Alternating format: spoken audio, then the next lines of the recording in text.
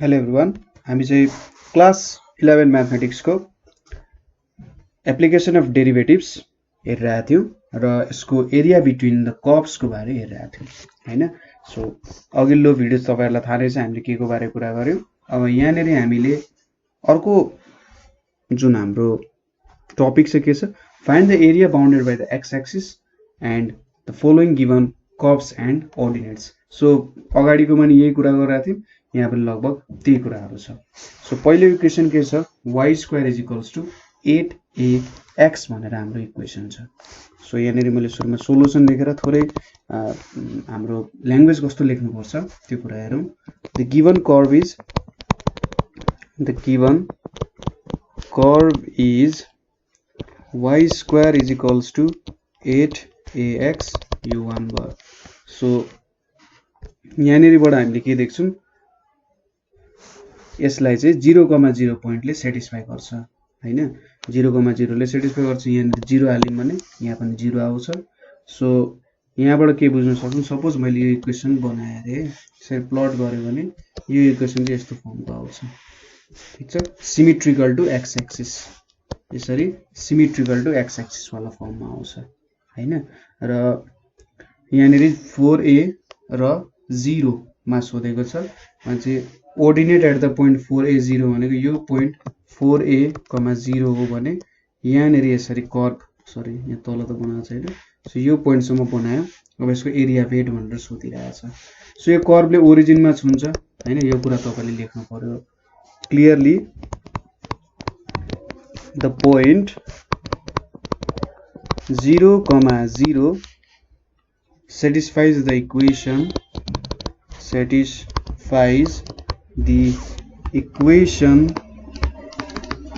at curve 1, ठीक छ। यसले चाहिँ कर्भ 1 मा हाम्रो इक्वेसनलाई सेटिस्फाई गर्छ है। सो यो इक्वेसन केबाट पास हुने रहेछ, so the equation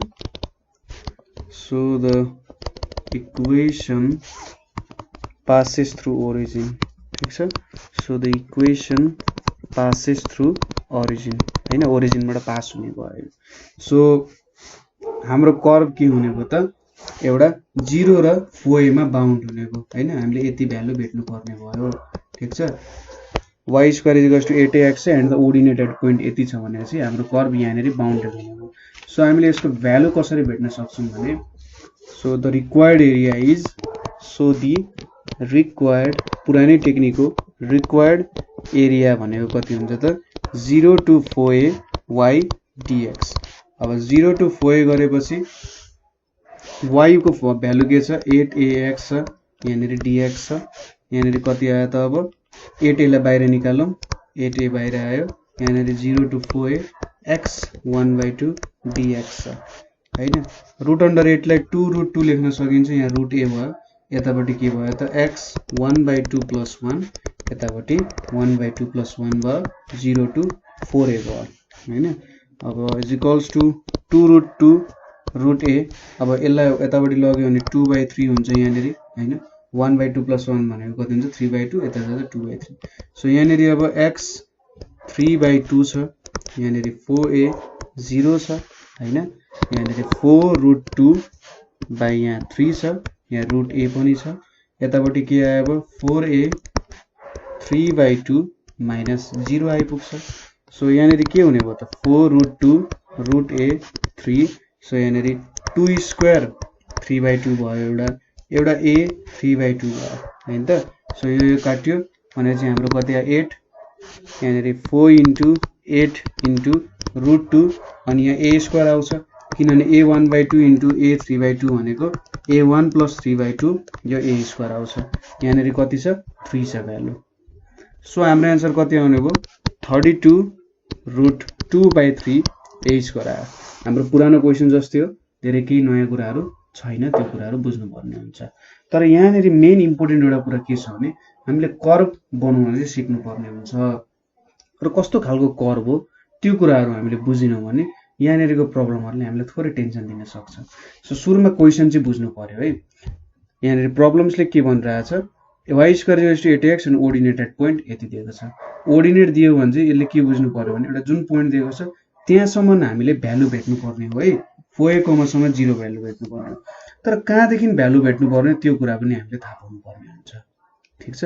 so next question पछि अलिकति सायद अझै क्लियर होला। नेक्स्ट क्वेसन के छ भने y square is equals to 4a x minus a and the ordinate at point and the ordinate at point h comma k छ। ठीक छ। and the ordinate at point h comma k। So यहाँनिर हामीले equation के दियो y square is equals to 4a x minus a। अब यो x minus a ले कस्तो खालको कुरा बुझाउन खोज्छ भन्दा हाम्रो यदि प्याराबोलाको तपाईलाई प्रपर्टीहरु थाहा छ भने यो एउटा प्याराबोला हो हैन, सिमेट्रिकल टु x एक्सिस, यो त हाम्रो x एक्सिस हो, यतापट्टि y एक्सिस छ। सो तपाईलाई प्याराबोलाको प्रपर्टीहरु याद छ भने यो प्याराबोलालाई चाहिँ हामीले के दिन खोजेको भन्दा a युनिट यतापट्टि डिस्प्लेस छ भनेर दिन खोजेको। ठीक छ। अथवा तपाईले गर्न सक्नु भएन भने ठीक छ यसको ओर्डिनेटको भ्यालुहरु x एक्सिसमा कति भ्यालु हुन्छ भनेर कसरी भेट्ने भन्दा let y is equals to 0 suppose गर्ने। 0 सपोज गरेपछि के आउँछ 4a x minus a is equals to 0 आउँछ। सो के आयो त एउटा value x is equals to a आयो नि। सो यो पोइन्ट भनेको a, 0 हो भनेर बुझ्न सकिन्छ हैन। र यसको ओर्डिनेट यहाँ एउटा h, k भन्ने पोइन्ट दिएको छ। सो h, k लाई यतापट्टि राख्यो भने यहाँनेरि h, 0 आउँछ। ठीक छ। के आउने रहेछ h, 0 भनेर आउने रहेछ। सो यतिको भ्यालु हामीले भेट्नु पर्ने हो। ठीक छ। एउटा पोइन्ट h, k छ, यहाँनेरि h, 0 भयो, x is equals to a बाट h सम्म भ्यालु भेट्नु पर्ने भयो। र कुन ठाउँमा चाहिँ सिमेट्रिकल छ भन्ने कुरा हामीले याद गर्नु पर्ने हुन्छ हैन। कस्तो खालको इक्वेसन छ र कसरी सिमेट्रिकल हुन्छ भन्ने कुरा हामीले जब याद गर्छौं यो प्रब्लममा केही सजिलोपन आउँछ, खुकुलोपन आउँछ, सजिलै गर्न सक्नुहुन्छ। So y square is equals to 4x minus a भन्दा यो सिमेट्रिकल टु x एक्सिस छ। र यदि तपाईलाई a पोइन्ट भन्ने यहाँ थाहा छैन भने यसको भर्टेक्स यहाँनेरि छैन, थाहा छैन भने तपाईले सल्भ गर्नु। यो a भ्यालु जहाँ भेट्नुहुन्छ यहाँनेरि यो पोइन्टमा छोको छ, x एक्सिसमा त्यहाँनेरि छोको छ भनेर बुझ्न सक्नुहुन्छ है। सो यो पोइन्ट भेट्यौं। सो यहाँनेरि के लेख्न सक्यौं so the curve passes through the point, curve passes through the point, कुन पोइन्टबाट पास हुन्छ a, 0 हैन। अब लेट यो p भयो भने यो पोइन्ट p हो, यो h, k को let p h k be the coordinate, हामीले दिएको कोअर्डिनेट h, k भयो, यो p h, k। सो अब हामीले के लेख्न सक्यौं त भन्दा सो दी रिक्वायर्ड एरिया, ठीक छ, so the required area bounded by curve, bounded by curve. अब y इज इक्वल्स टु यहाँनेरि 4ax minus a छ। सो यहाँनेरि हामी के लेख्न सक्छौं 2ax minus a लेख्न सक्छौं हैन, एकै स्टेपमा लेख्न सकिहालिन्छ। And ordinates are, and the ordinates are के हुन्छ त x is equals to a and x is equals to h हुन्छ। सो एरिया भनेको के हुन्छ area is equals to a, h y dx is equals to a, h 4ax minus a dx हुन गयो is equals to a, h 2 root a x minus a 1/2 dx लेख्न सक्यो। अब 2 root a बाहिर निस्क्यो, 2 root a बाहिर निस्क्यो, यहाँनेरि के हुन्छ त 2 root a बाहिर निस्केपछि हामीले यहाँनेरि के गर्न सक्छौं भन्दा a, h छ हैन, x minus a 1/2 dx छ।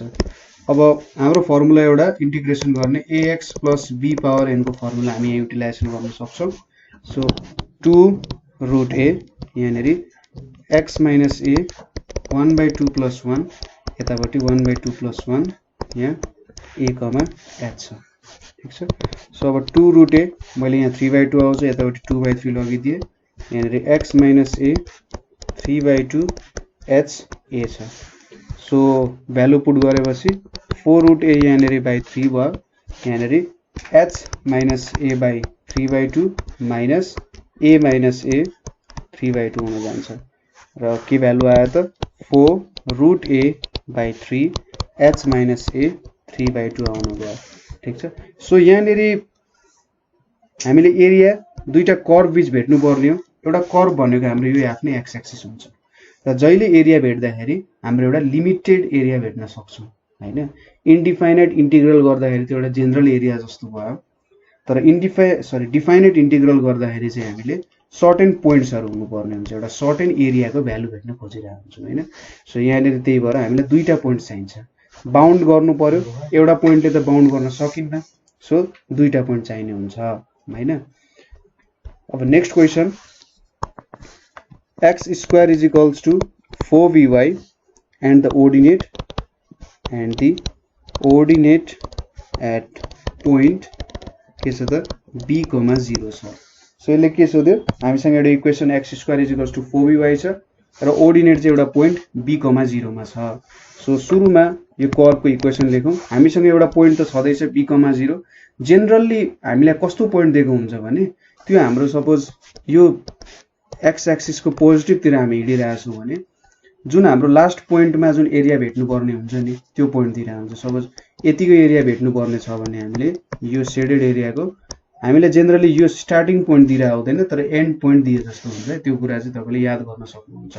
र यो b, 0 भनेको जेनरली लास्ट को पोइन्ट एउटा को भ्यालु दिएको हो र एउटा स्टार्टिङ पोइन्ट त चाहियो हामीले कहाँदेखि कहाँसम्म गर्ने। डिफाइनाइट इन्टिग्रल भनेको त कुन पोइन्टदेखि कुन पोइन्टसम्म गर्ने कुरा, एउटा लिमिट त चाहियो नि हामीलाई। सो यहाँनेरि यो एउटा पोइन्ट भेट्नु पर्ने हुन्छ, हामीसँग यो पोइन्ट भनेको b, 0 जस्तो हो। अब सुरुमा सजिलो चाहिँ के हुन्छ भने तपाईले कर्व डेभलप गर्नुभयो भने सजिलो हुन्छ। यसको कर्व बनाऊ। x square is equals to 4by भनेपछि यो सिमेट्रिकल टु y एक्सिस आउँछ। सिमेट्रिकल टु y एक्सिस आयो, यहाँनेरि एउटा सर्टेन पोइन्ट b, 0 छ अरे हैन। अब तपाईले अगाडि भनेको टेक्निक पनि युज गर्न सक्नुहुन्छ। x लाई 0 राखेर y को भ्यालु भेटे पनि भयो, अथवा y लाई 0 राखेर x को भ्यालु भेटे पनि भयो। हामीले यहाँनेरि x ओर्डिनेट को कुरा गर्नुपर्ने छ। x एक्सिस मा हामीले ओर्डिनेट राख्ने हुन्छौं र त्यही भएर x एक्सिस मा कुन कुन पोइन्ट आउँछ त्यो कुराहरु हेर्नु पर्ने हुन्छ है। सो सुरुमा the given curve is x square is equals to 4by छ। यसलाई इक्वेसन 1 मानौ। अब late y is equals to 0 गर्यौं भने के आउँछ, x square is equals to 4b into 0। So x को भ्यालु पनि कति आयो, 0 आयो। सो यहाँबाट so the curve passes through the origin यो लेख्न सक्यो नि। x 0 हुँदा y पनि 0 आयो, भाइस वर्सा हैन। y 0 हुँदा x 0 आयो, एउटै कुरा हो। So the curve passes through origin, curve ओरिजिनबाट पास हुने रहेछ। सो यो स्टार्टिङ हुने पोइन्ट, यसको भर्टेक्स, प्याराबोलाको भर्टेक्स भनेको चाहिँ कस्तो हुँदो रहेछ त 0,0 हुँदो रहेछ जस्तो भयो हैन। सो एउटा स्टार्टिङ पोइन्ट त पायौं हामीले हैन। प्याराबोलाको स्टार्टिङ पोइन्ट जस्तो भनेको यो पोइन्टबाट चाहिँ प्याराबोला फैलिदै गइरहेछ भन्ने कुरा बुझ्न सकिन्छ, बाहिरतिर गइरहेछ। सो हामीले एक्स एक्सिसमा कति बाउन्ड भएको छ त b, 0 सम्म, ठीक छ। b, 0 सम्म कति बाउन्ड भएको छ भन्नको लागि त स्टार्टिङ पोइन्ट कुन देखि हो त्यो भेट्नु पर्ने हुन्छ। सो 0 देखि b सम्म जाँदो रहेछ, त्यो कुरा हामीले थाहा पायौं हैन। अब x एक्सिस को कुरा गर्नुपर्ने छ भने चाहिँ हामीले dx भनेको त x एक्सिसमै बनाउनु पर्ने हुन्छ।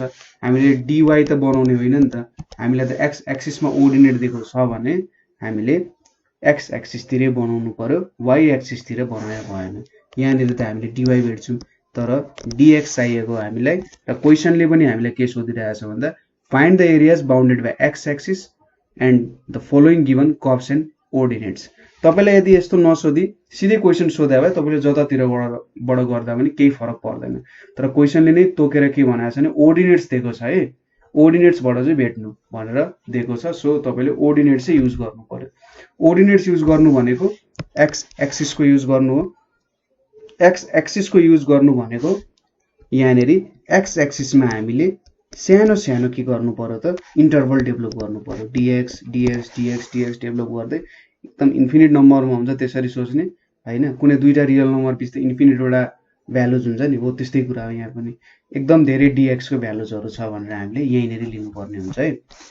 सो यसको लागि हामीले के छ त y is equals to x square by 4b लाई गर्नुपर्ने हुन्छ। x लाई इन्डिपेन्डेन्ट भेरिएबल र y लाई चाहिँ डिपेन्डेन्ट भेरिएबल बनाउनु पर्ने हुन्छ ठीक छ so hence we find the area bounded by hence we find the area bounded by the curve y is equals to x square by 4b the x-axis and the ordinates x is equals to 0 x is equals to b हैन यो कुरा भयो so अब required area भनेको के हुने भयो हाम्रो required area is equals to हाम्रो 0 to b y dx हुन्छ so 0 to b x square by 4b into dx हुने भयो 1 बाइ 4b लाई मैले बाहिर निकाले भने यहाँनिर 0 to b x square dx हुन्छ र 1 बाइ 4b यहाँनिर के हुने भयो x cube by 3 0 to b हुन्छ सो 1 बाइ 4b यहाँनिर इन्टु b क्यूब बाइ 3 हुन्छ किनभने अर्को भ्यालु 0 आइहाल्छ सो यहाँनिर b स्क्वायर बाइ 12 आउने भयो हाम्रो एन्सर हैन सो b स्क्वायर बाइ 12 चाहिँ हाम्रो एन्सर हुन गयो सो यसरी चाहिँ हामीले यसको एन्सर भेट्न सक्छौं है सो अब एउटा यस्तै खालको एउटा लास्ट क्वेशन हेरौं सो क्वेशन के छ भन्दा y is equals to 3x minus 5x square छ र यहाँनिर x एक्सिस मा कति एरिया इन्क्लोज हुन्छ भनेर हामीले भेट्नु पर्ने छ x एक्सिस मा हामीले जुन पोइन्ट्सहरु भेट्छौं नि हामीले त्यसलाई के सोच्न सक्छौं भने यो रुट पोइन्ट्सहरु हो भनेर सोच्न सक्छौं ठीक छ x मा भेट्नु भनेको के हो त x एक्सिस मा भेट्नु पर्ने भनेको y को भ्यालु 0 हुने पोइन्ट्सहरु भेट्छौं हैन सो अब यहाँनिर हामीले पोइन्ट्सहरु भेट्नु पर्यो सुरुमा so the given curve is the given curve is के छ त y is equals to 3x minus 5x square छ 1 छ so y0 हुने पोइन्ट्सहरु कुन कुन छ त x हाल्दा भन्दा putting y is equals to 0 हैन we get के भेट्छौं त हामीले 3x minus 5x square is equals to 0 यहाँनिर x कमन लियौं भने 3 minus 5x is equals to 0 so दुईटा पोइन्ट्स एउटा x is equals to 0 अर्को x भनेको के आयो त 3 by 5 आउने भयो सो यहाँनिर एउटा 0 पोइन्ट आउने रहेछ 0,0 ओरिजिन मै रहेछ अर्को 3 by 5, 0 हुने रहेछ सो हाम्रो एउटा सर्ट एन्ड यस्तो खालको कर्व बन्ला अब यो कर्वको हामीले के गर्नु पर्ने एरिया भेट्नु पर्ने एकदम सजिलो भयो अब सिधै हामीले के गर्न सक्यौं area is equals to 0 to 3 by 5 y dx लेख्न सक्यौं यहाँनिर 0 3 by 5 छ 3x minus 5x square dx छ हैन अब यहाँनिर 3 बाहिर निकालेर 0 to 3 by 5 यहाँनिर x dx लेख्न पाइयो त्यसैगरी 5 बाहिर निकाल्यो 3 by 5 यहाँनिर x square dx हुन गयो सो यहाँनिर कति आयो त 3x square by 2 0 to 3 by 5 minus 5 x cube by 3 0 to 3 by 5 आउने भयो सो यहाँनिर 2 पनि बाहिर निकाल्यो भने 3 by 2 यतापट्टि 3 by 5 को होल स्क्वायर हुने भयो 0 ले हाल्दा त केही पनि फरक परेन यहाँनिर 5 by 3 आयो यतापट्टि 3 by 5 को होल क्यूब छ सो यो भ्यालु कति आउँछ 9 by 25 हैन 3 by 2 into 9 by 25 यतापट्टि 5 by 3 into 3 cube by 5 cube आयो हैन त सो यहाँनिर कति भ्यालु आउने रहेछ 27 by 50 यहाँनिर कति आउँछ 5 यहाँ स्क्वायर भयो 5 क्यान्सल भयो यहाँनिर 3 स्क्वायर आयो 9 by 25 आउने रहेछ सो यो भनेको 27 minus 18 by 50 भनेको 9 by 50 हाम्रो एन्सर आउँछ ठीक छ यसरी हामीले यो क्याल्कुलेसनहरु गर्न सक्छौं सो अलिकति एरिया बिट्विन कर्व्स को कुराहरु जान्न अप्ठ्यारो हुन सक्छ तपाईले चाहिँ जनरली रुट्सहरु भेट्न सक्नुहुन्छ त्यसरी पनि सोच्न सक्नुहुन्छ हामी के गर्नुपर्ने हुन्छ कुनै दुईटा पोइन्ट भेट्नु पर्ने हुन्छ एउटा पोइन्ट हामीले जनरली दिएकै हुन्छ यदि एउटा कर्वको मात्रै हामीले कति एरियामा छ त यो भनेर दिएको छ भने यसले एउटा लास्ट पोइन्ट दिएको हुन्छ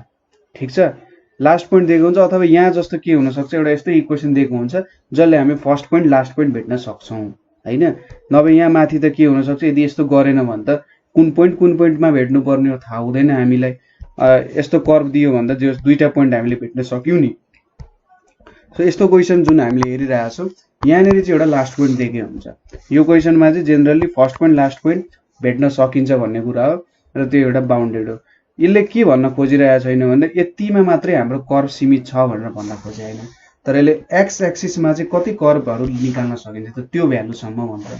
कर्व यता पनि बढ्न सक्छ होइन, अथवा माथि जाला, फरक परेन, तर के हो भन्दा एक्स एक्सिसमा चाहिँ यति बााउन्ड छ है भनेर भन्न खोजेको हो, यति कर्वको पोर्सन पर्छ है भनेर भन्न खोजेको हो। ठिक छ। सो अलिकति तपाईँले प्र्याक्टिस गर्नु होला होइन, र अलिक मजाले डिटेलली हेर्नु होला के भन्न खोजे हो, कसरी गर्न सकिन्छ भनेर अलिक मजाले डिटेलली हेर्नुपर्ने हुन्छ। प्रब्लमहरू सल्भ गर्नु, केही प्रब्लम भयो हामीलाई सोध्न सक्नुहुन्छ। सो आजको लागि यति नै। Thank you for watching.